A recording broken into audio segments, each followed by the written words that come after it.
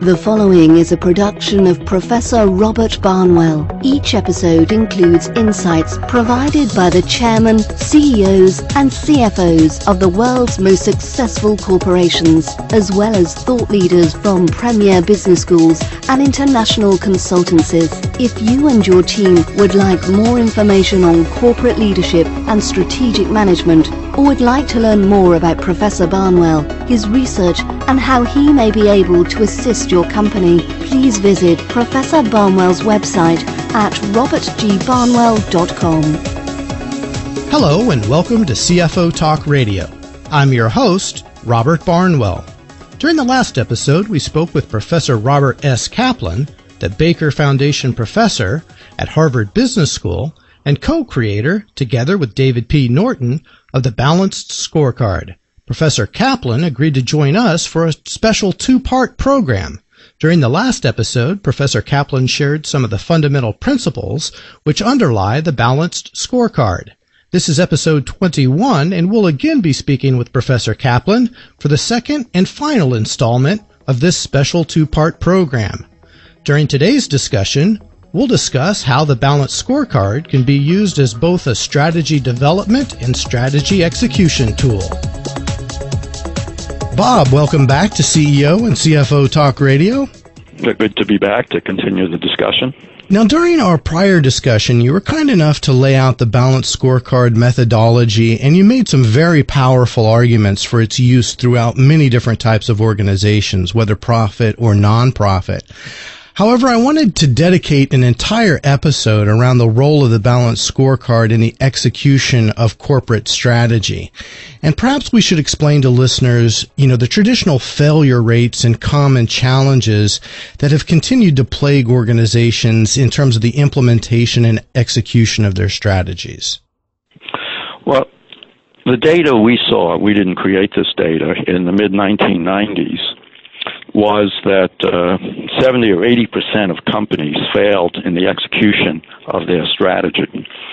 And we were unaware of this because, as I mentioned in the previous episode, Dave Norton and I got into the Balanced Scorecard to solve a performance measurement problem.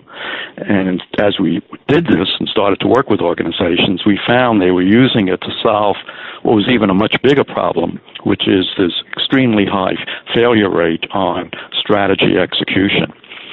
So once we became aware of it, we wanted to understand more about why it is so difficult to implement strategy. And so at various conferences that Dave and I were speaking at, we made it a point to do surveys of the delegates to try to understand from them what they saw as the barriers in their organizations to strategy execution. And from quite a bit of this survey data, we were able to extract 4 principal barriers for successful strategy execution. The first one we described as the vision barrier, that the delegates and respondents reported that probably only 5% of their employees at best could tell a questioner what the strategy of their company was. So if you were to wake up one of the employees in the middle of the night and you shake them up and you say, well, what's the strategy of the company you work for? Apart from being annoyed that you woke them up, they'd have no idea. Now, why is this a barrier? Is while senior executive teams may formulate and decide on a strategy, the strategy actually has to be delivered by the employees. It's the employees who are interacting with customers. It's employees who are performing critical processes. And if the employees don't know what the strategy is, then it's just business as usual. They just have to keep doing their job better, faster, and cheaper, but they're not aligning their day-to-day activities to the strategic priorities. And so that's a big source of failure, that employees do not know what the strategy of their organization is. Second, even at the middle management and some upper management level, when we looked at the incentive plans, only 25% at best of these incentive plans had anything to do with the implementation of the strategy. So 3/4 of them were all based on financial performance, and typically short-term financial performance. And back in the late 1970s, there was this wonderful article published in the organization Behavior Literature by Steve Kerr, professor at the time at USC, later became the chief learning officer at both General Electric with Jack Welch and then at Goldman Sachs. And I think his successful career came from this article. And the article said, on the folly of hoping for A but measuring B. What makes this article so good is you didn't have to read it. The title told you the whole thing. That companies espouse they want to do A, which is their strategy, but they reward people for doing B, which is short-term financial performance, and B will always win out. And so that was consistent with the data we were still seeing in the mid-1990s, the misalignment between incentive plans and strategy. The third was a resource barrier, and we talked about this in last week's session, which is that the budgeting process run by the finance function would typically not allocate resources to strategic priorities, and therefore strategic initiatives were underfunded or never funded, and therefore didn't get implemented. And so the organization did not develop the capabilities and the customer relationships that were central to the strategy because they didn't have the projects authorized and implemented to do those tasks. And the fourth barrier is actually self-inflicted. The delegates reported that in 85% of the companies, the senior management team spent less than 1 hour a month reviewing and discussing the strategy. And they said actually 50% said they spend 0 hours a month on the strategy. And you wonder, well, what are they doing when they meet? Well, of course, they're meeting and they're solving operational issues. I mean, they're worried about short-term financial performance, but they're also worried about operations. The quality of the products they're producing, whether they have unhappy customers, whether they're having defects coming in from suppliers, whether there's been a critical person who's on leave due to illness or accident, a new regulatory issue that came up. So there's always fires that need to be put out, and management meetings focus only on these operational problems, which they need to do. We need to identify and solve those short-term operational issues, but that ends up driving out any discussion of strategy. So these were the barriers, the principal barriers we saw. Employees don't understand the strategy, incentives are not aligned to the strategy, resources are not allocated based on the strategy, and management is not even systematically reviewing, discussing, and adapting the strategy to what's been happening out there. All right, well, so given these challenges, how does the balanced scorecard help to overcome or mitigate these challenges? Well, first on the employees, the key issue here is communication. We need to find ways to communicate credibly and effectively to employees. And if you just tell them the words in the strategy, I mean, they hear that, they're happy to hear it, and they don't know what it means for them. It doesn't answer their WIIFM question. What's in it for me? What am I supposed to be doing differently or better as a result of you having these very nicely worded strategy statements? They just couldn't make the translation. But if you can measure the strategy and actually communicate it visually through the strategy map, the employees for the first time really do understand the strategy. They understand, what specific tangible measures are about the strategy, and they can think about things they can do differently and better to move the needle on those critical measures. So it really has solved that employee communication problem, and in the process actually generates another benefit of employee motivation, because the employees for the first time see that the company has a coherent strategy for long-term success. They want to work for a successful company, and they want to feel that their job is important to that success, and they can start to see how to align their day-to-day job to deliver results that will support and are consistent with the company's strategic objectives, and that makes them feel good and certainly motivates them in coming to work. It certainly, as I talked about in the previous episode, can be used to align incentive systems much better to to the strategic objectives, and so that managers and employees can be rewarded for improving customer relationships, for improving safety, for improving innovation, and we get much better alignment between incentives and strategic objectives. On the resource allocation, part of the new strategy execution system is to reserve about 5 to 8% of spending for strategic initiatives, and we even created a new financial term called strategic expenditures, or StratX. And this is in addition to operating expenditures, or OPEX, which is spending we do that goes against the income statement, and CAPEX, which is spending on tangible property and equipment, which we can capitalize and put on the balance sheet and amortize over time. And StratX is similar to OPEX in that it is an financial accounting expense of the period, one of the inherent defects in financial accounting, but it's like CAPEX in that it helps to, it's not just delivering benefits in the current period, but in many future periods. And so we segregate the funding there, and that makes it less susceptible. First, it's authorized, that it's in the budget, and second, by segregating it, it becomes less susceptible to short-term cuts when the organization gets into economic difficulties. We actually encourage companies that when financial situation is getting worse to, they need to cut operating expenditures, they need to defer capital expenditures, but try to hold on to your strategic expenditures. And by investing in your people, in your processes, in new products and services, and in customers, through a downturn or through an economic cycle, you can emerge from that cycle stronger than when you entered it. So the StratX was an important advance in the methodology and does help to align budgets to the strategy. And in the fourth defect, we've introduced an entirely new management meeting, which we call the strategy review meeting. And it's separate from operations. They have separately, you're doing an operational review every month or every week. But we say, once a month, perhaps once a quarter, you just have discussions about the strategy, and the strategy map and the balanced scorecard with the updated measures is the agenda for that meeting. And people come prepared. They're seeing the performance on their strategic measures.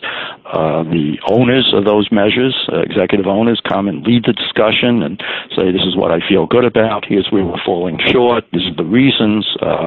Here's some ideas I have for how to correct it. And so, typically monthly you have at least a 2-hour meeting going over some aspect of your strategy.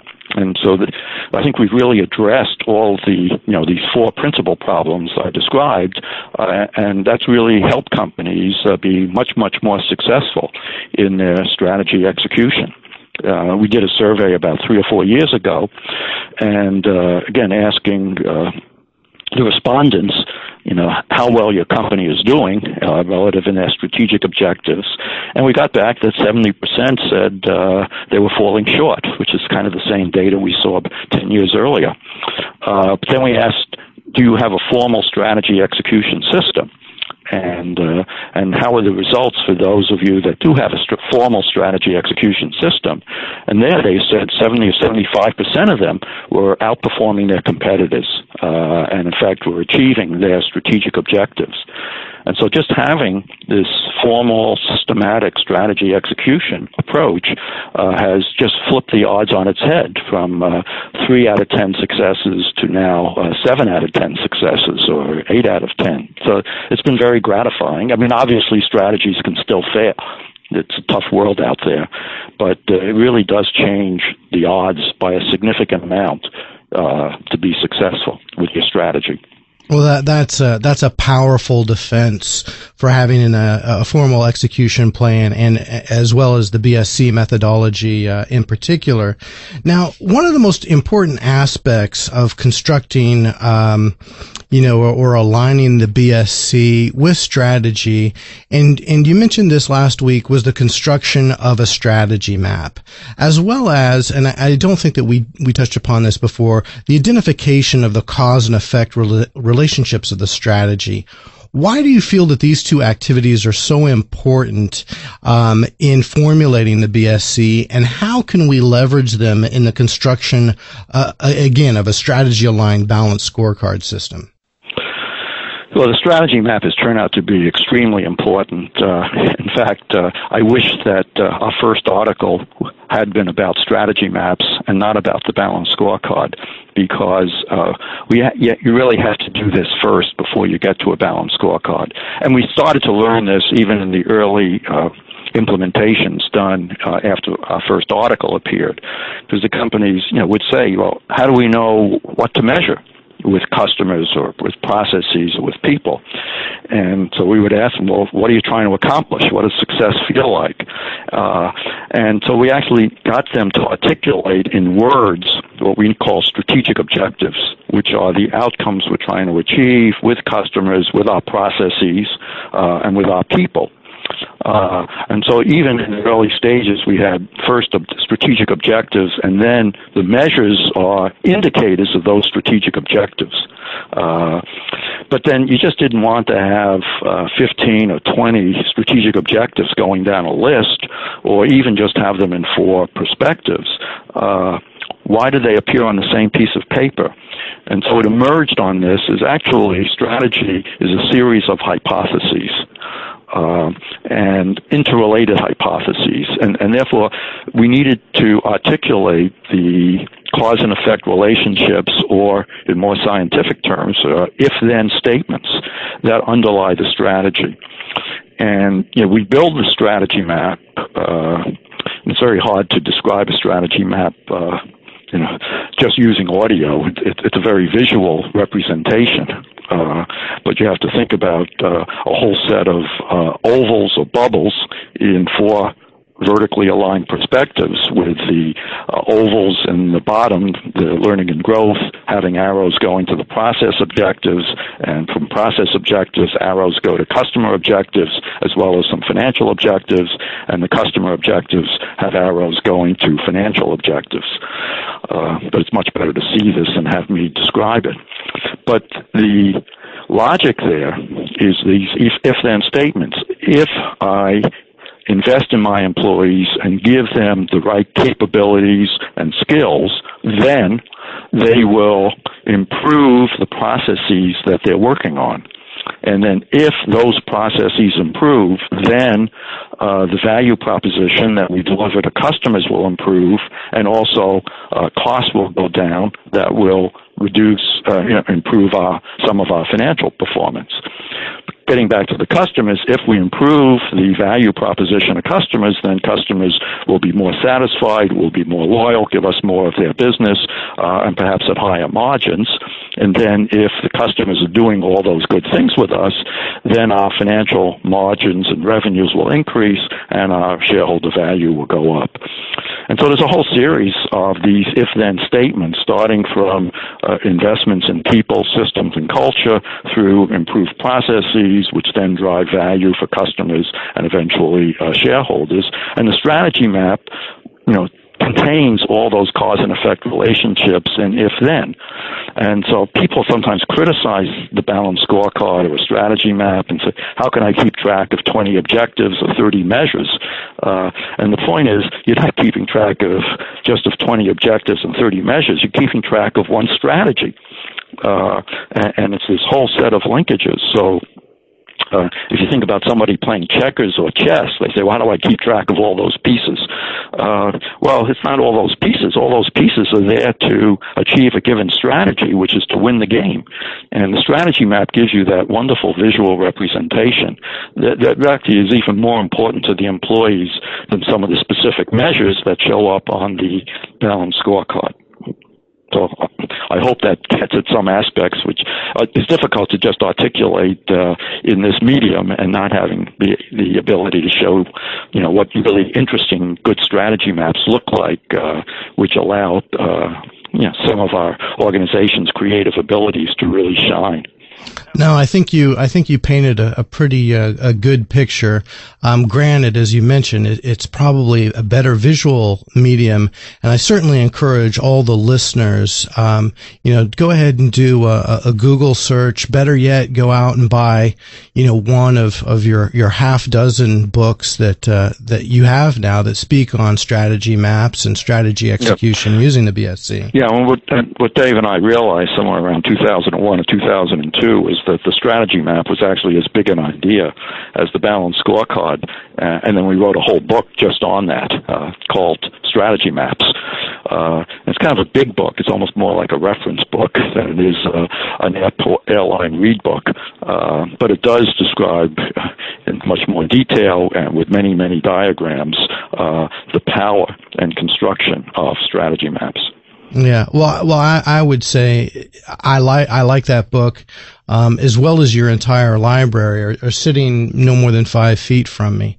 I'd be surprised if there's more than one or two that I don't have, including cost and effect. So really some powerful ideas, and I think that you and Dave Norton do a tremendous job of articulating it in a very easy to comprehend and implement manner. So I want to take a couple minutes to say thank you for that.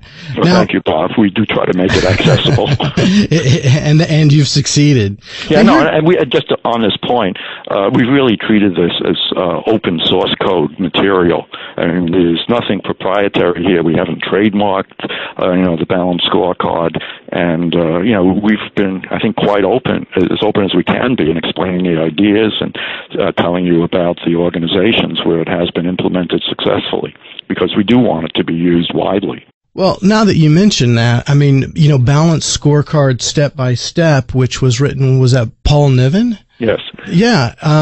Paul appeared as a guest, and I think even when his book came out, I mentioned something like on my Amazon.com review. I'm sure that Kaplan and Norton, wish they had written this book themselves. But again, to tip my hat to you, rather than looking at Paul's book as a competitor, you actually wrote the foreword to his book. Yeah, no, we didn't want to start getting into a competition here, that this was somehow a different approach than the one we were implementing. Paul actually was working in one of the organizations where we did implement the balanced scorecard, and that's how he learned about it. Well, it was good stuff. So now moving on, your thoughts around strategy execution, as you had mentioned, really go far beyond using the balanced scorecard as a tool. In addition to the BSC, you're also a very strong proponent of establishing an Office of Strategy Management, or OSM as you've termed it. Why do you think this is so important, and what are the roles of the OSM in strategy development, execution, and monitoring and management? We discovered that there was another gap in our system, and that was several organizations had huge enthusiasm about developing a balanced scorecard and implementing it. They did all the steps right, and then 2 years later, it was dying of just repetition and boredom. It had become a bureaucratic data reporting exercise, and it had none of the excitement about when the project was launched. So we knew that was occurring. On the other hand, we saw some organizations where the interest and the excitement were being sustained. We tried to understand what might have accounted for the difference between these two sets of organizations. And in the one in which it was sustained, the original balanced scorecard team didn't go away after the balanced scorecard and the strategy map had developed for all the organizational units. And they said, okay, now it's done. Now I can move on to other projects. They actually stayed on a small group as an informal or structured corporate staff group to really keep the project alive. They had to make sure that each year the scorecard was revisited to make sure it was still up to date with respect to any changes in the strategy, make sure that initiatives that had been completed, the funding was done, but what new initiatives were needed? Do we need to change some of the measures? And what about the management meetings, the strategy review meetings? Were these still being held? In many organizations, they stopped holding strategy review meetings. And so we realized that we needed to change the balanced scorecard group from a project orientation to a process orientation, an ongoing process. And this process didn't exist 10 years ago or earlier, because it really is a strategy execution process. 10 years ago, if you said you're in charge of strategy execution, you wouldn't have known what that was. You wouldn't have known what steps you were supposed to do and how you were supposed to help the organization implement the strategy. But during the past 20 years, through our work, that we've been able to define almost a science of strategy execution. We've created a body of knowledge. We've created a set of skills and competencies that strategy execution professionals should know. And so we needed to have a few of those people in each organization really helping the organization run their strategy execution system. They're not the people implementing the strategy. Those are the line management. But you need people to leverage the line manager's time and be sure that the data stay up to date and that meetings are held and information is distributed in advance of the meeting. So we developed a set of processes that would be owned by this strategy execution group, including they had the strategy map and balanced scorecard capabilities. They were able to align organizational units and help all the various decentralized units and staff functions develop their scorecards. They made sure the initiative portfolio existed for the strategic objectives, that resources were provided, the StratX was there, that it was communicated to employees. This communication was extremely important, and if the internal communications group didn't do it, then the OSM would do the communication. We talk about, you have to tell the employees each year 7 times, 7 different ways. And so this employee communication was a critical role for them to do. They also had to make sure the human resource department had its HR processes aligned to the strategic objective when they ran the employees' performance measurement system and setting personal objectives and rewards and employee development plans linked to the strategic capabilities. They would also schedule the strategy review meetings, made sure the information was collected and distributed in advance of the meetings, would attend the meetings, not participate in them because they're not line executives, but take notes, and then they would follow up after the meetings to make sure the action plans that the executive team decided on would actually be implemented. So there's a whole set of tasks related to strategy execution, and they're really kind of orchestrating all the strategy execution processes, keeping them synchronized, and making sure that this remains a relevant, up-to-date process, not just a bureaucratic data reporting process. So that turned out to be a very critical missing link that we did not understand for the first 15 years of our implementation. But this idea has really caught hold, and there are OSMs being established and operating very effectively in hundreds, if not thousands, of organizations around the world. I think obviously over the 2 episodes that we've spoken with you, we've proven that this is a very large and complex subject. So in concluding today's discussions, do you have any parting thoughts or perhaps observations that you'd like to share that might help executives better manage their balanced scorecard systems and perhaps leverage these systems as strategy execution tools? Well, first is to be sure you're up to date on where our thinking is. I find, unfortunately, many organizations are still implementing just the ideas that were in our 1992 Harvard Business Review article, which is fine, but fails to capture all the advances and experiences we've had in the next 20 years. So, stay up to date, and perhaps if I can do a plug here, our most recent book, published 3 years ago now, called The Execution Premium, really shows the details of a 6-stage strategy execution system, what has to be done at each stage, who does what, with lots of examples of success. So the first one is be sure you are contemporary with our state-of-the-art thinking in strategy execution. 2 gets back to something we talked about in the previous episode. This really requires leadership. And so you really have to get the leadership of your business unit or your organization to really think this is a powerful tool for them. Now, just to help you on that, surveys done by the conference board every year with senior executives ask them, what are their priorities? What are the big issues that they're thinking about that's keeping them up at night? And every year, the top two priorities are excellence in execution and being able to execute our strategy. So we're actually providing the executives with the tool to solve their number one and number two problem. And that's very important to point out. Third, recognize that we do need this internal group that I just spoke about. It doesn't have to be a big group. It's typically 2 to 6 people who are your strategy execution professionals.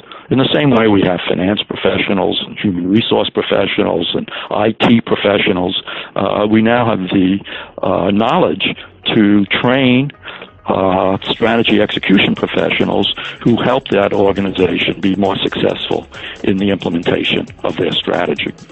Well, Bob, many thanks for joining us over the course of the past 2 episodes, and I hope you will agree to join us again sometime in the future. That was Professor Robert S. Kaplan, the Baker Foundation Professor at Harvard Business School and co-creator, together with David P. Norton, of the Balanced Scorecard. This concludes the second and final installment of a special 2-part program featuring Professor Kaplan. During the first episode, we discussed some of the fundamental principles which underlie the Balanced Scorecard. During today's final episode, we explored some of the ways the Balanced Scorecard can be used as both a strategy development and strategy execution tool. Please join us for our next episode when we bring you more issues and information on how the CFO and senior corporate finance team can work together to drive rapid and lasting performance. Until then, this is Robert Barnwell and CFO Talk Radio wishing you all the best.